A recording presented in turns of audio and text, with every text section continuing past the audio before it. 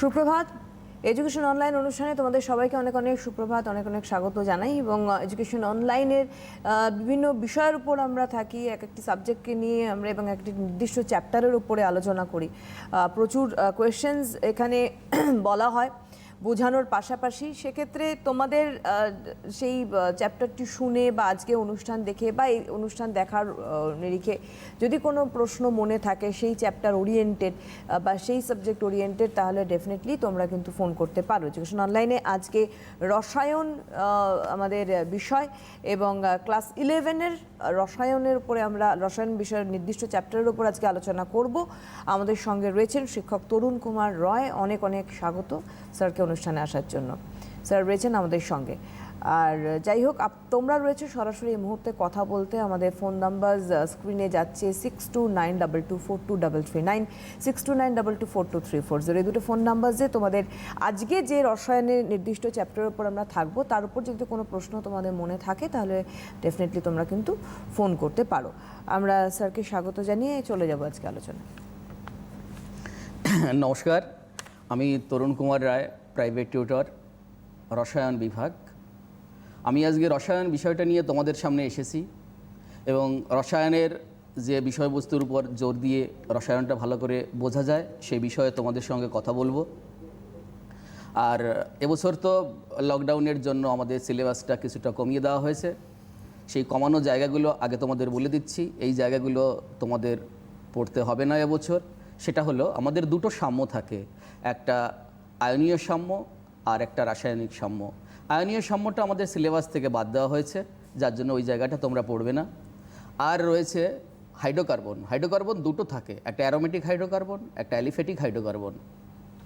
Aliphatic হাইড্রোকার্বনটা আমাদের সঙ্গে রয়েছে, অ্যারোমেটিক হাইড্রোকার্বনটা বাদ দেওয়া হয়েছে। আর পরিবেশ রসায়ন। আমি আজকে তোমাদেরকে প্রাথমিক ধারণা, একদম মূল কনসেপ্ট, প্রথম যে চ্যাপ্টারটা রয়েছে ওই চ্যাপ্টার সম্বন্ধে একটু ডিসকাস করব। যার যেখানে প্রশ্ন থাকে, সমস্যা থাকে, সেগুলো আমাকে জানাতে পারো।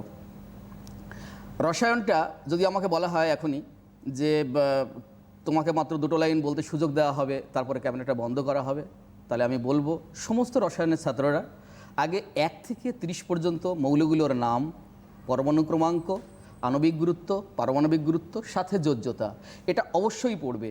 এটা বাদ দিয়ে রসায়ন পড়তে গেলেই রসায়নটা আর ভালো লাগে না। আমাদের প্রথম যে চ্যাপ্টারটা আসছে সেটা মূল কনসেপ্ট। মূল কনসেপ্টটা বলতে গেলে যে ভাষায় তোমাদের কাছে আসতে হয় সেটা হলো, ধরো একটা জায়গায় একটা পাত্রে জল রাখা আছে, 3 জন ব্যক্তি সেখানে উপস্থিত, একজন রসায়নবিদ, একজন দার্শনিক আর একজন সাহিত্যিক। যে ভদ্রলোক দার্শনিক উনি বলবেন জলের নিজস্ব কোনো রং নেই, যে পাত্রে থাকে সেই পাত্রে রং ধারণ করে। যে সাহিত্যিক উনি বলবেন সাগরে সেই গম্ভীর কল্লোল নবকুমারের কর্ণকুহরে প্রবেশ করলো। আর তুমি যদি একজন রসায়নবিদ হও তাহলে তুমি কি বলবে? প্রথমেই তুমি বলবে জল যার রাসায়নিক সংকেত H2O, এটা প্রথমেই বলবে।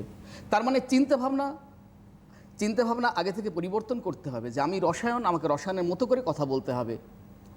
যার মধ্যে হাইড্রোজেন রয়েছে কয় ভাগ?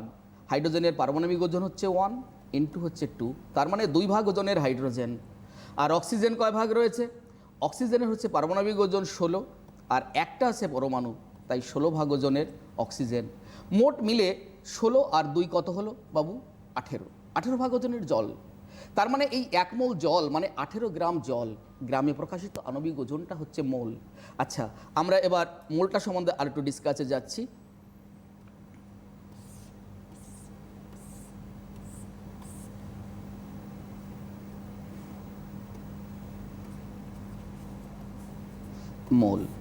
মোলকে 3টে ভাবে ডিফাইন করা যায়।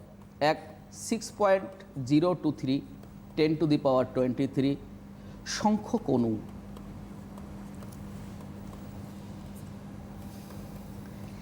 এসটিপি বা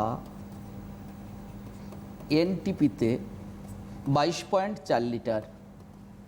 সিসি বা এমএলএ করলে 1000 দিয়ে মাল্টিপ্লাই করতে হবে, 22400 সিসি। এটাকে যদি আমরা লেখায় ধরি তাহলে গ্রামে প্রকাশিত আণবিক ওজন,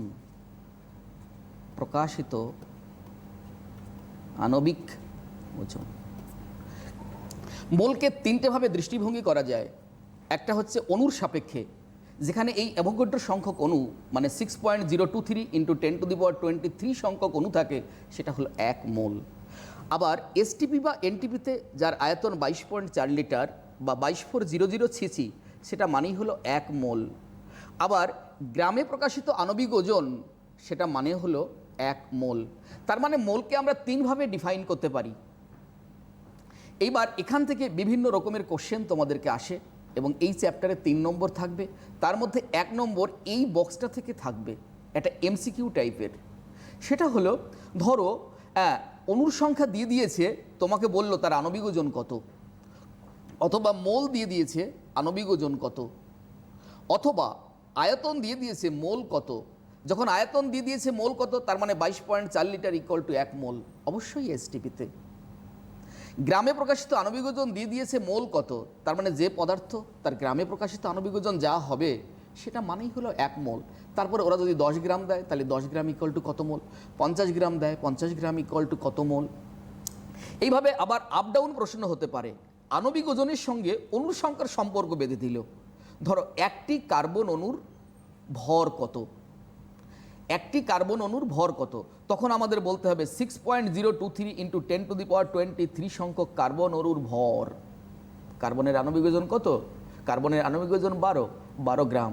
তার মানে একটা অণুর ভর কত হবে, 12 ডিভাইডেড বাই 6.023 ইন্টু 10⁻23। এটাই। তার মানে সব জায়গা থেকে সব জায়গায় যাওয়া যায়। একটা অণুর আয়তন কত, এই প্রশ্ন করে বসতে পারে। তার মানে একইভাবে আমরা বলতে পারি যে এত সংখ্যক অণুর আয়তন এসটিপিতে 22.4 লিটার বা 22400 সিসি, যে সিসি সেই এমএল, অথবা 22400 এমএল। তার মানে একটা অণুর ভর কত, ঐকিক নিয়ম করলেই বেরিয়ে যাবে। এখান থেকে আমরা একটা মোলের ম্যাথমেটিক্স রূপ পাই যে মোল ইকুয়াল টু W/M। সেটা কি করে হলো স্যার? গ্রামে প্রকাশিত আণবিক ওজন মানে 1 মোল, তার মানে M gram equal to 1 mole, W gram equal to কত মোল, W/M। তার জন্য আমরা মোলের মধ্যে পাই W/M। এই সম্বন্ধে বিভিন্ন ধরনের প্রশ্ন তোমাদের একটা এমসিকিউ থাকবে, এমন একটা এমসিকিউ থাকবে তার মধ্যে এই সংক্রান্ত প্রশ্ন থাকবে। আচ্ছা, এবার আমরা স্যার একটা প্রশ্ন করতে পারি যে মোল স্যার 3 ভাবে তো আপনি বললেন, পরীক্ষার হলে যদি জিজ্ঞেস করে মোল কি বা ডিফাইন মোল, হোয়াট ইজ মোল, তাহলে আমরা কি বলবো? হ্যাঁ, তাহলে একটা ভালো ডেফিনেশন আছে, আমি এখনই সেটা তোমাদেরকে জানিয়ে যাচ্ছি বা বলে যাচ্ছি। সেটা হলো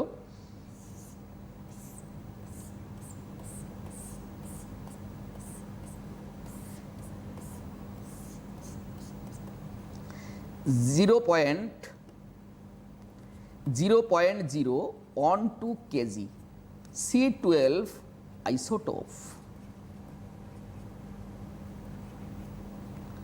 এ যত সংখ্যক পরমাণু বর্তমান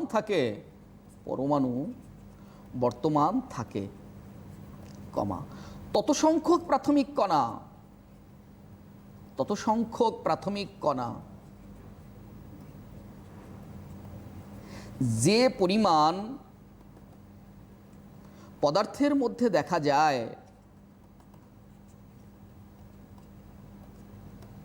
সেটি হলো 1 মোল। এই জায়গায় আমরা আসি, 0.012 কেজি তার মানেই হলো 12 গ্রাম। 12 গ্রাম মানেই কার্বনের গ্রামে প্রকাশিত আণবিক ওজন। এটা IUPAC অনুসারে অথবা SI পদ্ধতিতে মোলের ডেফিনেশন। এই ডেফিনেশন আরও ইলাবোরেট হয়েছে। মোল একটা ছোট্ট জায়গার মধ্যে ছিল, সেই মোলটা ব্যাপ্তি অর্থে অনেক বড় জায়গায় ছড়িয়ে পড়েছে, শুধু ওইটুকুন 3টে বক্সের মধ্যে সীমাবদ্ধ নেই। কেন স্যার, এ কথা আপনি কি বলতে চাইছেন? ভালো করে বুঝে তারপর দেখো, C12 আইসোটোপে যত সংখ্যক পরমাণু বর্তমান থাকে, কত সংখ্যক পরমাণু বর্তমান থাকে? 12 গ্রাম কার্বনে 6.023 10⁻23 সংখ্যক পরমাণু বর্তমান থাকে। ওখান থেকে আমরা কেবলমাত্র পরমাণুর সংখ্যাকে সাজেস্ট করলাম, এই পরমাণুর সংখ্যা নিয়ে চলে গেলাম এত সংখ্যক প্রাথমিক কণা যেখানে থাকবে সেটা হলো তার 1 মোল। এত সংখ্যক প্রাথমিক কণা মানে স্যার, প্রাথমিক কণা মানে কি, যারা কি ছোট? না বাবু, একদমই নয়। প্রাথমিক কণা বলতে তুমি যাকে ভাববে, যদি অত সংখ্যক ইলেকট্রন হয় তাহলে 1 মোল ইলেকট্রন বলতে হবে, 1 মোল, কারণ ওই প্রাথমিক কণার সাপেক্ষে 1 মোল। তার মানে অত সংখ্যক প্রোটন মানে 1 মোল প্রোটন, অত সংখ্যক ইলেকট্রন 1 মোল ইলেকট্রন। যদি আমি বলতে পারি অত সংখ্যক ঘর, তার মানে 1 মোল ঘর। এখানে ঘর আমার কাছে প্রাথমিক কণা। 1 মোল ঘর মানে কত সংখ্যক ঘরকে বোঝায়? অ্যাভোগাড্রো সংখ্যক ঘরকে বোঝায়। 6.023 10⁻23 সংখ্যক ঘর, এটা হচ্ছে 1 মোল ঘর। এইবার আমরা একটা এমসিকিউ আকারে যাই, যে এমসিকিউতে কি ধরনের প্রশ্ন অ্যারেঞ্জ হতে পারে একটু তাহলে সেইভাবে জেনে আসি, তোমরা জানতে পারবে। 1 নম্বরের একটা এমসিকিউ এরকম প্রশ্ন আমাদের থাকবে এই মোল কনসেপ্টের উপর। টোটাল চ্যাপ্টারটা হচ্ছে 3 মার্কস থাকে, তার মধ্যে 2 নম্বর থাকবে অন্য কোনো প্রবলেম বা কোনো ডেফিনেশন বা অন্য কোনো কিছুতে, আর 1 নম্বর থাকবে এই শুধু মোল কনসেপ্ট আমরা যে বক্সটা করলাম তার উপরে একটা এমসিকিউ হতে পারে।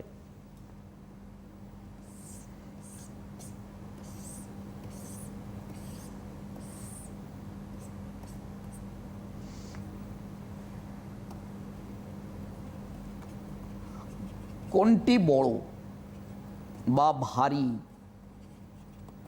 প্রশ্ন করল। অপশান এ 6.023 10⁻23 সংখ্যক হাইড্রোজেন অণু। অপশান বি 1 মোল ক্লোরিন। অপশান সি 1 গ্রাম অণু carbon dioxide. Option D 11.2 litre H2SO4 at STP। দেখো, তোমাকে যখন এই কোশ্চেনগুলো করেছে তখন কোশ্চেনের উপর কটা দিক বিবেচনা করা হয়েছে। প্রথমটা দিয়েছে এত সংখ্যক হাইড্রোজেন অণু। এত সংখ্যক হাইড্রোজেন অণু মানে 1 মোল, আর 1 মোল মানেই হচ্ছে তার গ্রামে প্রকাশিত আণবিক ওজন। হাইড্রোজেনের আণবিক ওজন জেনারেলি আমরা 2 ধরি, একুরেট মানটা 2.016, তাহলে 2 গ্রাম আমরা হিসাব করি, যেটা ভারী হবে সেটা ভারী। 1 মোল ক্লোরিন মানে কতটা? ক্লোরিন হচ্ছে 71 গ্রাম। 1 গ্রাম অণু কার্বন ডাই অক্সাইড, এটা আবার কি স্যার গ্রাম অণু? গ্রাম অণু হচ্ছে মোলের আরেকটা ছদ্মনাম, সমর্থক শব্দ। গ্রাম অণু আর মোল একই জিনিস, তার মানে 1 মোল কার্বন ডাই অক্সাইডের 44 গ্রাম।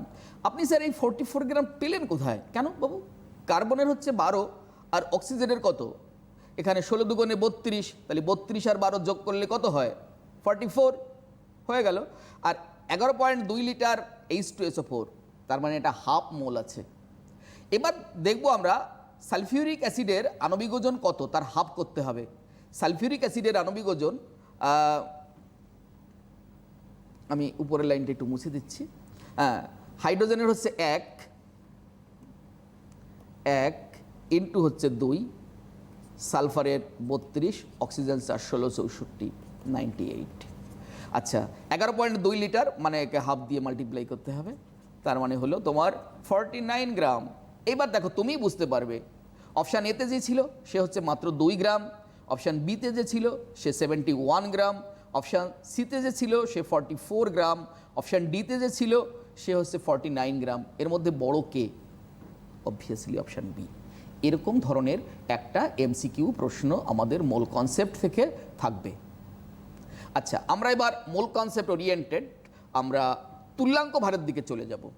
তাই আমরা সবাই ছোট্টর উপর বড় করে হেডিং মারি, তুল্যাঙ্ক ভার।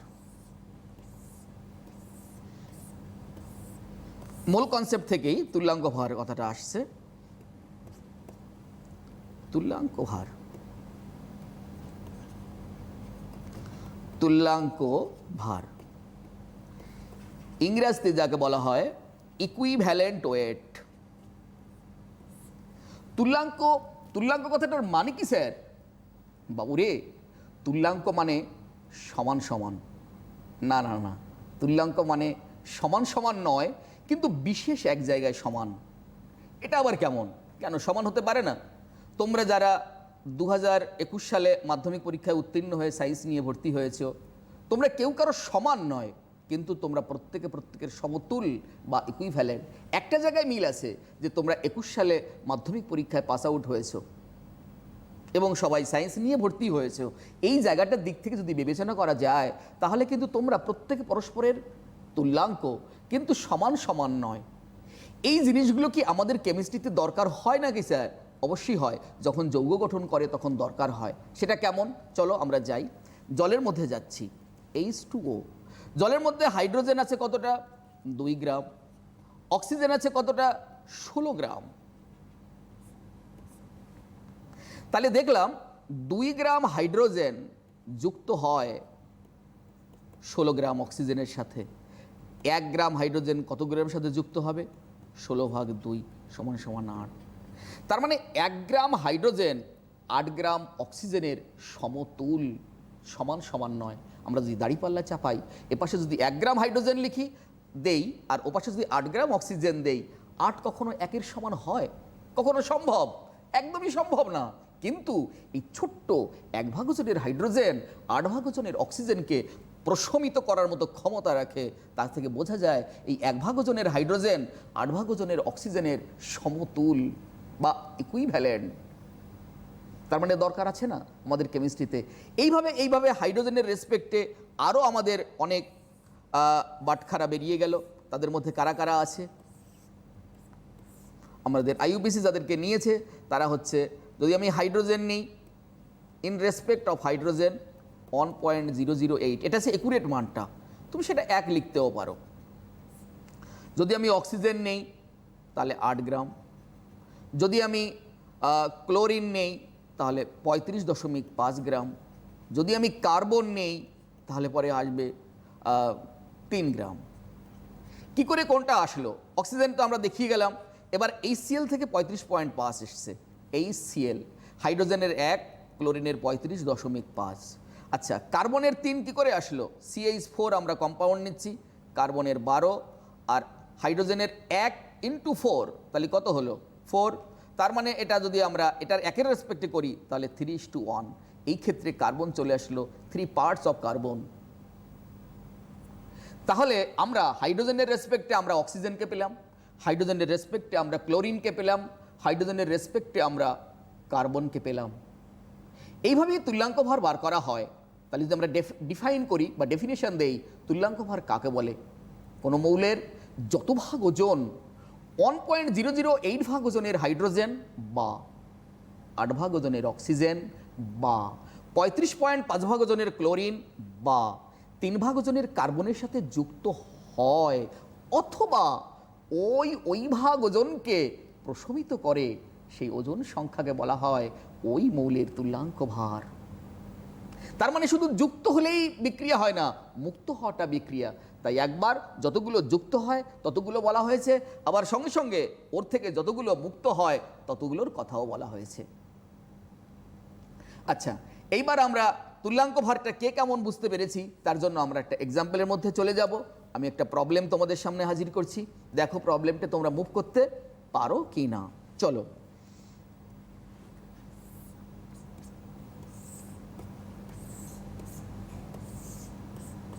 আচ্ছা,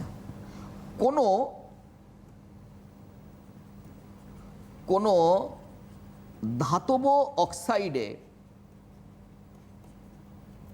60% ধাতু আছে। ধাতুটির তুল্যাঙ্ক ভার কত?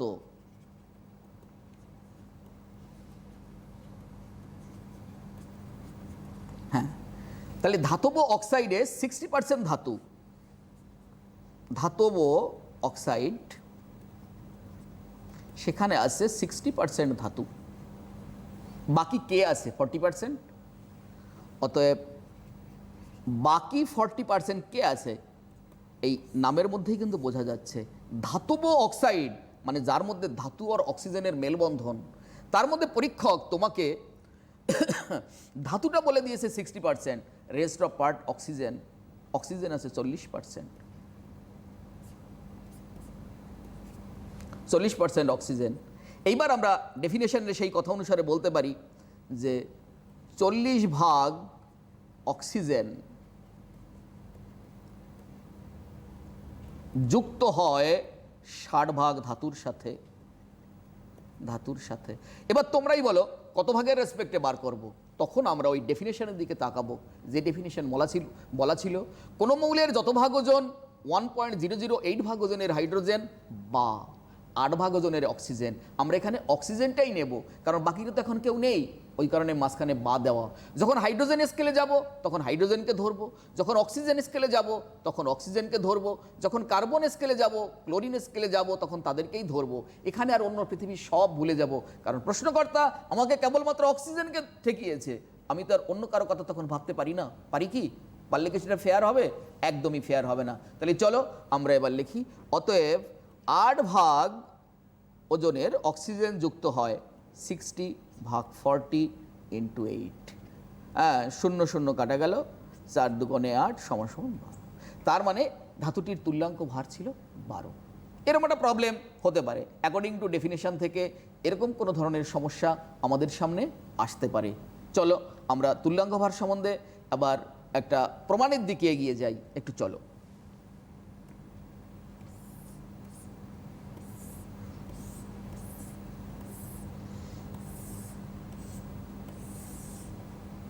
প্রমাণ করো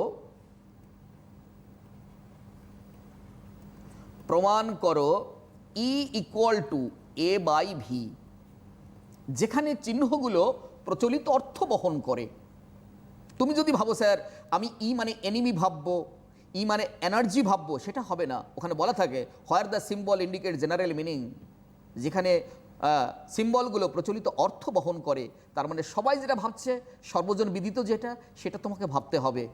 যেমন ই মানে ইকুইভ্যালেন্ট ওয়েট বা তুল্যাঙ্ক ভার, ই ফর ইকুইভ্যালেন্ট ওয়েট বা তুল্যাঙ্ক ভার, এ ফর অ্যাটমিক ওয়েট বা পারমাণবিক ওজন, ভি ফর ভ্যালেন্সি বা যোজ্যতা। আমরা এটা প্রমাণ করার জন্য আমরা ধরে নেব এম একটা ধাতুকে, ধরি এম একটা ধাতু যার পারমাণবিক ওজন এ, যোজ্যতা ভি। এম একটা ধাতু যার পারমাণবিক ওজন এ, যোজ্যতা ভি। যদি এই ধাতুটি হাইড্রাইড, এই শব্দটা একটু ভালো করে লিখি কারণ এই শব্দটা বোঝার আছে, হাইড্রাইড। যদি এই ধাতুটি হাইড্রাইড যৌগ গঠন করতে সমর্থ হয়, তাহলে ওর সংকেত কি হবে? এইবার যৌগের সংকেত লিখতে গেলে ভ্যালেন্সি আমাদের সঙ্গে দানা বাঁধবে। এই কারণে বলেছিলাম আমাকে যদি প্রথমেই বলা হয় আপনাকে আর কোনো কথা বলতে দেওয়া যাবে না, আপনি বলুন কি বলে স্টুডিও ছাড়বেন, তখন আমি বলবো তোমাদের উদ্দেশ্যে যারা রসায়নের স্টুডেন্ট আছো, 1 থেকে 30 পর্যন্ত মৌলগুলোর নাম, পারমাণবিক গুরুত্ব, আণবিক গুরুত্ব, যোজ্যতা সবাইকে মুখস্থ করতে হবে, তা না হলে কেমিস্ট্রি পড়া ভালো লাগতে পারেই না। আচ্ছা, এইবার সংকেতটা কি হবে? MH পাশাপাশি লিখলাম। এবার এম এর যোজ্যতা এইচের কাছে, এইচের যোজ্যতা এম এর কাছে। যদিদং হৃদয়ং তব তদিদং হৃদয়ং মম, একে অপরের কাছে আসবে, নাহলে থাকবে না। এম যদি হাইড্রোজেনকে না ধরে তাহলে হাইড্রোজেন কি করে থাকবে? হাইড্রোজেনকেও এমকে ধরতে হবে, তবেই যৌগ গঠন হবে। তাহলে MHV, হাইড্রোজেনের অনটা এখানে রাখলাম। হাইড্রোজেনের মনোভ্যালেন্ট একযোজি, এটা আপনি জানলেন কি করে স্যার? বাবুরে, এটা তো তোকে মুখস্থ করতে হবে। ওই কারণেই তো বলেছি যে যোজ্যতাগুলো কিন্তু তোকে মুখস্থ করতে হবে, তা নাহলে তুই সংকেতটা লিখবি কি করে? আচ্ছা গেল। তাহলে M1 আর HV, এম হচ্ছে ভিযোজি, অ্যাজিউমিং দ্যাট, আমি এটা ধরে নিয়েছি কারণ ভির মান তো আমরা জানি না, মেটালটা ছিল আননোন, তার জন্য আমাকে ধরে নিতে হয়েছে। মানুষ যেখানে বোঝে না সেখানেই তো ধরে নেয়, অ্যাজিউমিং দ্যাট। আচ্ছা গেল। তাহলে MHV এটা হচ্ছে আমার ধাতব হাইড্রাইড। এই ধাতব হাইড্রাইডের মধ্যে ধাতু কতটা আছে? ধাতু আছে, এর ফর্মুলা হচ্ছে পরমাণু সংখ্যা ইনটু পারমাণবিক ওজন। তাহলে পরমাণু সংখ্যা কত আছে? 1। পারমাণবিক ওজন কত? A ধরে নিয়েছিলাম।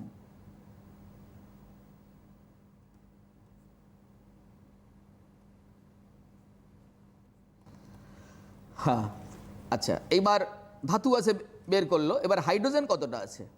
হাইড্রোজেন আছে, হাইড্রোজেনের পরমাণু সংখ্যা কত? এই যে এটা ভি। আর পারমাণবিক ওজন আমরা একুরেট ধরবো 1.008। এবার ঐকিক নিয়মের মতো লিখব, এত ভাগ ওজনের হাইড্রোজেন যুক্ত হয় এত ভাগ ওজনের ধাতুর সাথে। চলো লিখি, একটু মুছে নিই।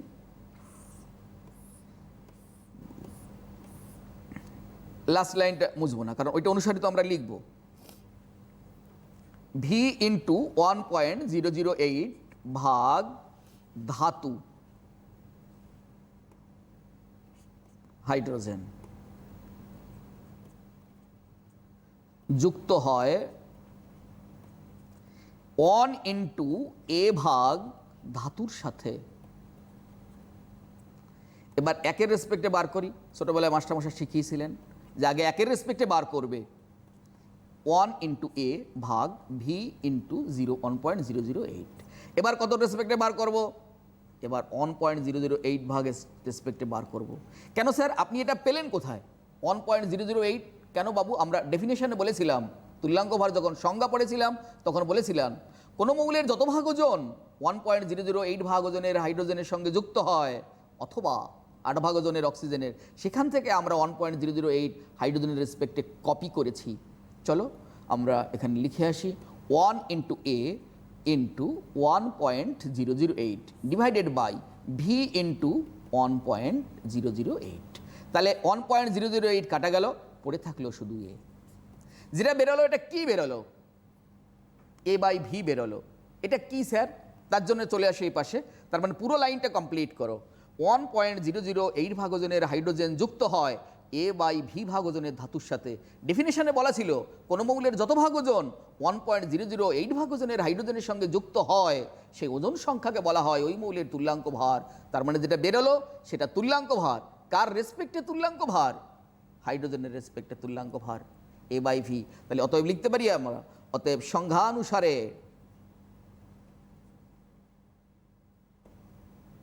ওটা না, মাঝখানটা ক্রস করতে হবে, মিডলটা ক্রস করে দিন। সংখ্যানুসারে E equal to A by V বেরিয়ে গেল তুল্যাঙ্ক ভার।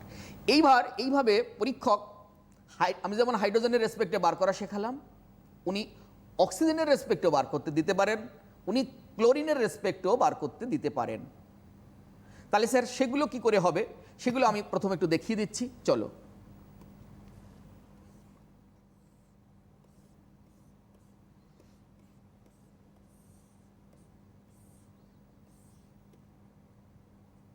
হ্যাঁ, সেটা হলো ধরি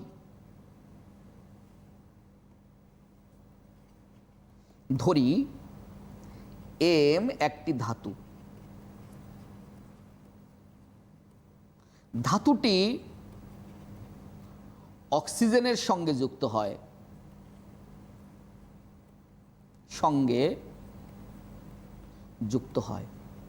ধাতুটির আবার সেই পারমাণবিক ওজন এ, যোজ্যতা ভি। ধাতুটি যদি অক্সাইড গঠনের সামর্থ্য হয় তাহলে ধাতব অক্সাইডের সংকেত এই জায়গাটা হলে হয়ে যাবে, বাকি তোমরা ওই অনুসারে করতে পারবে। ধাতব অক্সাইডের সংকেত আমি পাশাপাশি এম ও লিখে চুপচাপ বসে আছি। এইবার ভ্যালেন্সি অদল বদল হবে, মেটালের ভ্যালেন্সি অক্সিজেনে যাবে, অক্সিজেনের ভ্যালেন্সি মেটালের কাছে আসবে। তাহলে মেটাল এখানে ভি ভ্যালেন্ট, তাই আমরা অক্সিজেনের কাছে ভি ভ্যালেন্সি পাঠিয়ে দিলাম। অক্সিজেন কোন ভ্যালেন্ট? এবার যদি বলো স্যার আমার না ভ্যালেন্সিটা জানা নেই, তাহলে কিন্তু হবে না। তোমাকে valency you have to know, জানতেই হবে। অক্সিজেনের ভ্যালেন্সি 2, এবার হয়ে গেল M2O3। এবার তার মধ্যে মেটাল কতটা আছে সেই একইভাবে 2 ইন্টু এর আণবিক ওজন এ, পারমাণবিক ওজন এ। অক্সিজেন কতটা আছে 16 ইন্টু ভি মানে 16 ভি। এবার এই 16 ভি ভাগ ওজনের অক্সিজেন যুক্ত হয় 2 ইন্টু এ ভাগ ওজনের ধাতুর সাথে, 8 ভাগ ওজনের অক্সিজেন যুক্ত হয় কত ভাগ ওজনের ধাতুর সাথে? যেটা বেরোবে, যেটা অবশ্যই এ বাই ভি বেরোবে। ক্যালকুলেশন করো, রেসপেক্টে কাটাকাটি হয়ে যাবে, ওই একই জিনিসই বেরিয়ে যাবে। এইভাবে তোমরা ক্লোরিনের রেসপেক্টে করবে, আমি অক্সিজেনের রেসপেক্টে এবং হাইড্রোজেনের রেসপেক্টে তোমাদেরকে করে দিলাম। আচ্ছা, এবার চলো, অনেক ধরনের প্রশ্ন হতে পারে এখান থেকে। একটু মুছি, জায়গাটা ফাঁকা করি।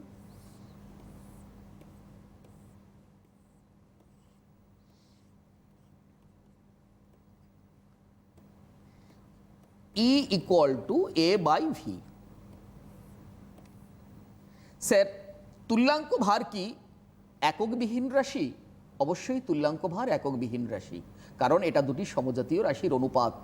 তার জন্য ডেফিনেশনে বলা হয়েছিল সেই ওজন সংখ্যাকে বলা হয় ওই মৌলের তুল্যাঙ্ক ভার। আচ্ছা, ওখানে যেমন আমাদের মোলের সময় যেমন বলা হয়েছিল 1 মোল, এর আরেকটা নাম ছিল 1 গ্রাম অণু। এখানে সেরকম তুল্যাঙ্ক ভার, তার আরেকটা নাম হলো 1 গ্রাম তুল্যাঙ্ক। কোন মৌলের তুল্যাঙ্ক ভার যত তাকে গ্রামে প্রকাশ করলে যত হয় সেটাই মানে হচ্ছে অন গ্রাম তুল্যাঙ্ক ভার বা অন গ্রাম তুল্যাঙ্ক। এইবার আবার ওই যে কোনটি ভারী তার মধ্যে এটাও ঢুকে যেতে পারে এমসিকিউতে। শুধু আগে আমরা মোল শিখেছিলাম তাই মোলের মধ্যে ছিলাম, এবার তুল্যাঙ্ক ভার শিখেছি, তুল্যাঙ্ক ভার মোলের সাথে এবার পাঞ্চ আউট হবে। মাস্টারমশাই তো একটু বুদ্ধিদীপ্ত প্রশ্ন করবেনই। চলো আমরা একটা সেই ধরনের এমসিকিউ রেসপেক্টে যাই, দেখে আসি কেমন পাঞ্চ আউট হতে পারে মোলের সাথে তুল্যাঙ্ক ভারের।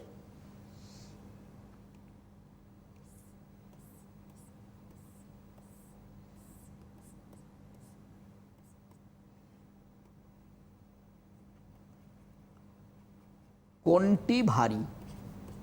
Option A one mole carbon dioxide, option B one gram তুল্যাঙ্ক ক্লোরিন, অন গ্রাম অণু ক্লোরিন,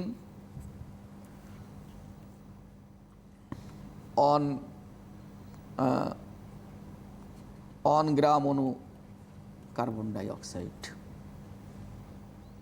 তার মানে এবার প্রত্যেকটার ভার কত, কেমিস্ট্রিতে ভর এবং ভারের মধ্যে কোনো তফাৎ নেই। আমরা এবার প্রত্যেকটার ভর কত আমরা হিসাব করে আসি।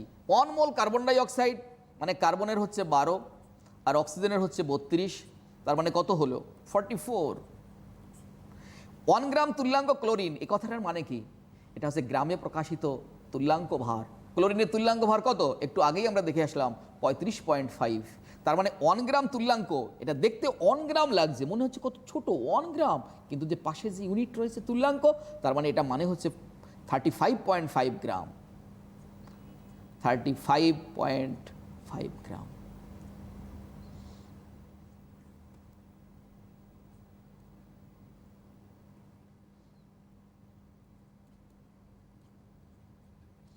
ওয়ান গ্রাম অনুক্লোরিন মানে গ্রামে প্রকাশিত আণবিক ওজন 71 গ্রাম। 1 গ্রাম অণু কার্বন ডাইঅক্সাইড, তার মানে প্রথমটা আর এক দাগেরটা সেম জিনিস হয়ে গেছে। এটা মোল ছিল, এটা 1 গ্রাম অণু আছে, একই হবে 44। তার মানে বড় কোনটা? প্রথমটা 44, তারপরটা 35.5, তারপরটা 71, তারপরেরটা রয়েছে 44। 71 অবশ্যই বড়।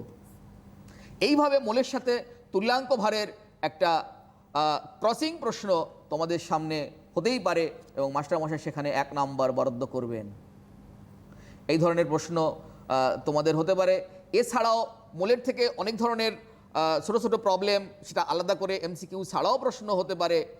ধরো আমরা এমন জায়গায় আসি, একটু মুছে নিই, লিখতে পারছি না তাহলে।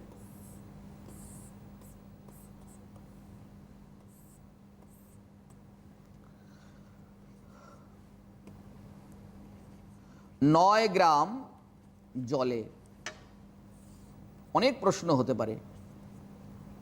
কত মোল? Question marks. কত মিলি মোল? একটা মডার্ন কোশ্চেন আছে একটু। আয়তন কত?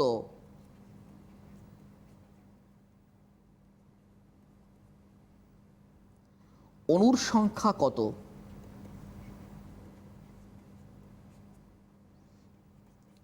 পরমাণুর সংখ্যা কত? এরকম প্রচুর প্রশ্ন হতে পারে। অণুর সংখ্যা কত, পরমাণুর সংখ্যা কত, ইলেকট্রন কত, যে ইলেকট্রন থাকবে তাদের চার্জ কত, এ প্রশ্ন হতে পারে। টোটাল ব্যাসার্ধ কত হবে? প্রথম যেটা কাজ হবে, যে পদার্থটা দেবে প্রথম কাজ, তার গ্রামে প্রকাশিত আণবিক ওজনটা বার করো, বাকিগুলো এমনি থেকেই নেমে যাবে। তা চলো, জলের গ্রামে প্রকাশিত আণবিক ওজন কত? তাহলে আমরা প্রথমেই লিখব জলের গ্রামে প্রকাশিত আণবিক ওজন সমান সমান জলের পারমাণবিক ওজন 1। সবসময়ের জন্য এই জায়গাটা অনেকের গোলমাল হয়, আমি একটু ভালো করে বুঝিয়ে দিচ্ছি। সবসময়ের জন্য পারমাণবিক ভরের রেসপেক্টে হিসাব করবে, তাহলে আর ভুল হবে না। নাহলে অনেকে লেখার সময় মনে হয় হাইড্রোজেনের 1 আবার 2, হাইড্রোজেনের 1 আবার 2, কোনটা লিখবো এমন কখনো মনে হবে না। সবসময় যেন পারমাণবিক রেসপেক্টে হিসাব করবে। তারপরে হিসাব করবে ওর কটা পরমাণু আছে, মাল্টিপ্লাই করলে হয়ে গেল। হাইড্রোজেনের পারমাণবিক ওজন 1 আর পরমাণু সংখ্যা আছে 2। আচ্ছা, অক্সিজেনের হচ্ছে 16 আর একটা আছে পরমাণু, তাহলে মোট হলো 18 গ্রাম। এই 18 গ্রাম মানে হচ্ছে 1 মোল, গ্রামে প্রকাশিত আণবিক ওজন মানে মোল। তার মানে 9 গ্রামে কত মোল হলো? এই 9 গ্রামে কত মোল? 18 গ্রামে যদি 1 মোল হয় তাহলে 9 গ্রামে কত মোল হলো? হাফ মোল হবে। আচ্ছা, কত মিলিমোল হবে তাহলে? এই যে মিলি, সেন্টি, ডেকা, এগুলো তোমরা ছোটবেলায় যে সম্পর্কগুলো শিখেছো সেম সম্পর্ক। তার মানে 1 মোল এটা মানেই হচ্ছে 1000 মিলিমোল। 1000 মিলিমোল। আচ্ছা, তাহলে কত মিলিমোল? এখানে আমাদের হাফ মোল বেরিয়েছে, তাহলে 1 মোল সমান সমান 1000 মিলিমোল। আমার হাফ মোল বেরিয়েছিল, তাহলে হাফ মোলে কত হবে? 500 মিলিমোল।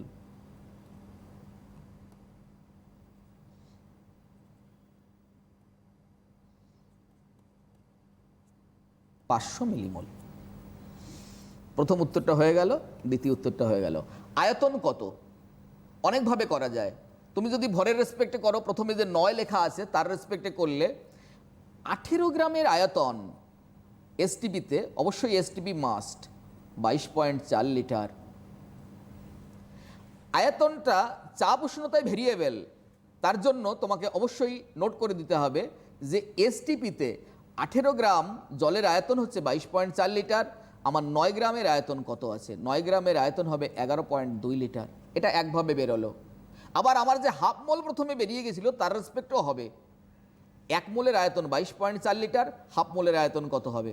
11.2 লিটার। এভাবে করলেও হবে। তাহলে আমাদের 3টে প্রবলেম হয়ে গেল।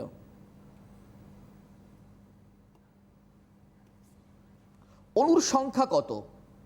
আচ্ছা, 18 গ্রামের মধ্যে অণুর সংখ্যা হচ্ছে অ্যাভোগাড্রোর সংখ্যা 6.023 10⁻23। তাহলে আমাদের 9 গ্রামে অণুর সংখ্যা কত হবে? এভাবে বার করো, বেরিয়ে গেল। আচ্ছা, পরমাণুর সংখ্যা কত? যতগুলো অণুর সংখ্যা হবে তাকে একটা অণুতে কটা পরমাণু থাকে দেখো তো বাবু। আমি বড় করে H2O লিখছি, যার মধ্যে হাইড্রোজেন আছে 2 পরমাণু আর অক্সিজেন আছে 1 পরমাণু, তার মানে 3 পরমাণু। তাহলে একটা অণুর মধ্যে 3টে পরমাণু থাকে। এখানে যতটা অণু তোমাদের বেরিয়েছে সেই অণুর সংখ্যা দিয়ে যদি 3কে গুণ করা হয় তার মানে পরমাণুর সংখ্যা বেরিয়ে যাবে। এ ধরনের প্রশ্ন তোমাদের কাছে আসতে পারে। আচ্ছা, আবার চলো, আবার তুল্যাঙ্কভারের দিকে আবার আমরা চলে যাই। ওখানে ছেড়ে এসেছিলাম এর সঙ্গে সমসাময়িক প্রশ্নগুলো সলভ করতে। এবার আমরা তুল্যাঙ্কভারের আরও কিছু রকম আছে, সেটা একটু জানার দরকার।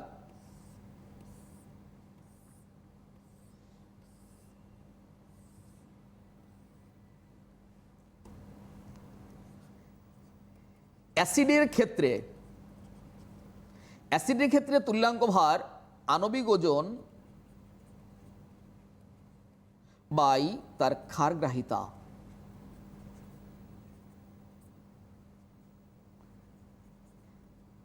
ক্ষারের ক্ষেত্রে তুল্যাঙ্কভার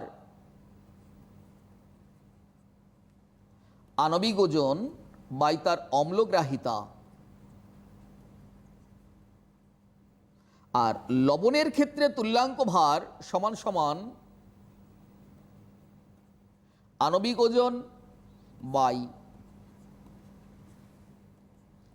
ক্যাটায়নের মোট চার্জ বা অ্যানায়নের মোট চার্জ। আচ্ছা, এইবার স্যার অ্যাসিডের ক্ষেত্রে তুল্যাঙ্কভার হলো আণবিক ওজন তার ক্ষারগ্রাহিতা। ক্ষারগ্রাহিতা মানে কি দেখো, এটা মনে রাখতে হবে। অ্যাসিডের থাকে ক্ষারগ্রাহিতা, উল্টোটা। আর ক্ষারের থাকে অ্যাসিড গ্রাহিতা, বাংলায় বলে অম্লগ্রাহিতা। তার মানে অ্যাসিড কতটা ক্ষারকে প্রশমিত করতে পারে সেটা নির্ভর করে ওই অ্যাসিডের দান করার মতো H+ আয়নের সংখ্যা। কোনো অ্যাসিড যতগুলো H+ আয়ন দান করতে পারে সেটাই হলো তার ক্ষারগ্রাহিতা। তাহলে তুল্যাঙ্কভার যদি আমরা H2SO4 এর তুল্যাঙ্কভার এখানে নির্ণয় করতে দেওয়া হয় H2SO4, তাহলে H2SO4 এর আণবিক ওজন আমি M ধরলাম, আর এর ক্ষারগ্রাহিতা কিন্তু 2টো হাইড্রোজেন দান করার মতো আছে, তাই 2 দিয়ে ডিভাইডেশন করলাম। আশা করি H2SO4 এর M মানে আণবিক ওজনটা 98 বেরোবে। করে দেখো, হাইড্রোজেনের 2, সালফারের 32, অক্সিজেনের 464। কত হলো? 98। 2 দিয়ে ভাগ করো, কত হলো? 49। এইবার এইগুলোর আবার কিছু কিছু ব্যতিক্রম জিনিস আমাদের মাথায় রাখতে হবে। প্রশ্নকর্তা সবসময় স্বাভাবিক থাকবেন বা তোমাদের প্রতি সহৃদয় সম্পন্ন হবে এমন কোনো কথা নয়। মাঝে মাঝে উনি ভাববেন দেখি তোমরা আরেকটু এক্সেপশনাল জিনিস শিখতে পেরেছো কি না, তার জন্য উনি এমন একটা জিনিস দেবেন যা দেখে চট করে বোঝা যায় না তার খারগাহিতা কত। এমন কি হয় নাকি স্যার? হ্যাঁ হ্যাঁ, এমন হতে পারে। চলো তাদের একটা দুটো এক্সাম্পল আমি তোমাদের সামনে আনছি, দেখো।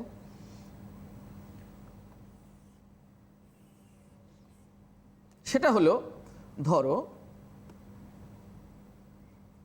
H3PO3 আর H3PO2, এই দুটো এক্সাম্পল। H3PO3 হাইড্রোজেন 3টে আছে, there are 3 hydrogen are present there, but donate করতে পারে মাত্র 2টো। কেন স্যার, এমন কেন হয়? বাবুরে, এর ডায়াগ্রাম তোমাকে জানতে হবে। হ্যাঁ চলো একটা ডায়াগ্রাম করি। প্রথমটার পি হাইড্রোজেন হাইড্রোজেন, এরকম হচ্ছে ডায়াগ্রাম। ভালো করে দেখো, ফসফরাস হচ্ছে তার central elements. Sir central elements বুঝবো কি করে?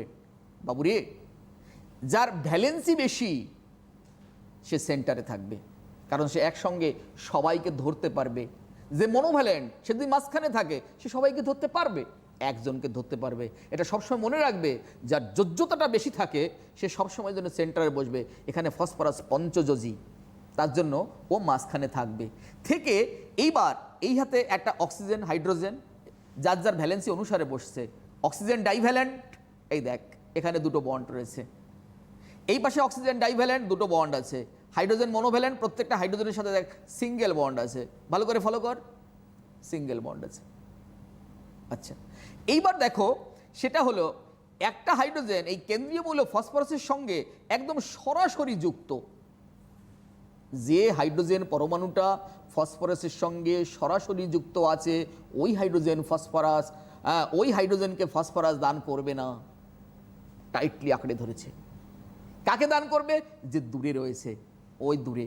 ও ফসফরাস ওকে তীব্রভাবে আকর্ষণ করতে পারে না, তাই ও তাড়াতাড়ি বেরিয়ে যায়, ওর বন্ড ভাঙতে কম শক্তি লাগে।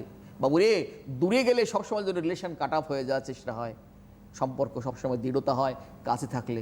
এই কারণে পাশে যে থাকবে সেই মানুষের আসল বন্ধু, এটা মাথায় রাখবি আজীবন। হাইড্রোজেন 2টো দূরে হয়ে গেছে, তাই ওই 2টো হাইড্রোজেন দান করে পারবে, আর এই কারণে ওর ক্ষারগ্রাহিতা হচ্ছে 2। আচ্ছা এইবার H3PO2 ডায়াগ্রামটা একটু এঁকে ফেলি চট করে ওখানে। সেটা হলো P oxygen hydrogen hydrogen hydrogen hydrogen. দেখো 2টো অক্সিজেন আছে, এই একটা অক্সিজেন এই একটা অক্সিজেন, 3খানা হাইড্রোজেন আছে। থাকলে কি হবে? 3টে হাইড্রোজেন। 2টো হাইড্রোজেন ফসফরাসের সঙ্গে যুক্ত আছে, ওইগুলো থাকলেও দান করা যায় না। যে হাইড্রোজেনটা অক্সিজেনের থেকে দূরে রয়েছে, ফসফরাস থেকে আরও বেশি দূরে রয়েছে, ওই হাইড্রোজেন কেবলমাত্র দানের যোগ্য বা প্রতিস্থাপনযোগ্য হয়। এই কারণে বলা হয় যে এর ক্ষারগ্রাহিতা তখন 1 হয়ে যাবে। আচ্ছা এইবার আমরা ক্ষারের দিকে এগিয়ে যাই। ক্ষারের ক্ষেত্রে ঠিক একইভাবে একই জিনিস রয়েছে। আমরা বোধহয় আর 1.5 মিনিট মতো টাইম পাবো। আচ্ছা আমি ক্ষারেরটা বুঝিয়ে দিচ্ছি খুব তাড়াতাড়ি। ক্ষারের ক্ষেত্রে হলো অম্লগ্রাহিতা। এটা কি করে বুঝতে পারবো স্যার অম্লগ্রাহিতা কত? সেটা হলো ক্ষারের ক্ষেত্রে যতগুলো OH দান করতে পারবে, যেমন ক্যালসিয়াম হাইড্রোক্সাইড CaOH2, 2টো OH দান করতে পারবে। তাহলে এর আণবিক ওজনকে m/2 দিয়ে ভাগ করব। যদি সোডিয়াম হাইড্রোক্সাইড হয় তাহলে m কে 1 দিয়ে ভাগ করব। আচ্ছা এইবার লবণের ক্ষেত্রে ক্যাটায়নের মোট চার্জ, আমরা একটা লবণ নিয়ে নিই Na2CO3, একে আয়নিত করতে হবে। আয়নিত করতে কিভাবে? 2Na+। এই যে 2টো সোডিয়াম আছে তাই এখানে 2টো সোডিয়াম বসছে, সোডিয়াম মনোভ্যালেন্ট তাই প্লাস, আর কার্বনেট CO3 মাইনাস মাইনাস, 2খানা মাইনাস। এর মধ্যে মোট চার্জ বার করতে হবে সবসময় এই চার্জ সংখ্যা ইন্টু তার কটা আছে সেই সংখ্যা। তাহলে 2 × 1 মানে 2, আর এই 2 × 1 মানে হচ্ছে 2। এটা হচ্ছে মোট চার্জ। হয় ক্যাটায়নের মোট চার্জ বা অ্যানায়নের মোট চার্জ দিয়ে ভাগ করতে হবে। বাদ চিহ্ন কেন মাঝখানে স্যার? ক্যাটায়নের মোট চার্জ সর্বদা অ্যানায়নের মোট চার্জের সমান। বিজ্ঞানী আর্হেনিয়াস সে কথা বলেছিলেন, কোনো তড়িৎযোজী যৌগের ক্যাটায়ন সংখ্যা অ্যানায়ন সংখ্যার সমান নাও হতে পারে, কিন্তু তাদের মোট চার্জ সর্বদা সমান। একদমই তাই। আজকে যে রসায়নের চ্যাপ্টার নিয়ে স্যার বোঝালেন তোমাদের প্রত্যেককে, এইটা রয়ে যাবে, তোমরা ইউটিউব থেকে আরও ভালো করে দেখে নিতে পারবে, আরও সুন্দর করে মন দিতে পারবে। আবার আজকে যারা যারা অনুষ্ঠান দেখলে, যারা মিস করলে, তাদের জন্য বলবো এটা আপলোড হয়ে যাবে, তোমরা কিছুক্ষণ বাদে পেয়ে যাবে অনুষ্ঠানটা। খুব ভালো করে ওয়াচ করো। আমরা নেক্সট দিন আবার এডুকেশন অনলাইন নিয়ে আসবো, অন্য সাবজেক্ট নিয়ে এবং অন্য শিক্ষককে নিয়ে। আজকে হাতে সময় নিয়ে অনেক ধন্যবাদ জানাবো স্যারকে আবার আমাদের স্টুডিওতে আসার জন্য, আর ধন্যবাদ তোমাদের জানাবো। সঙ্গে থাকো। নমস্কার।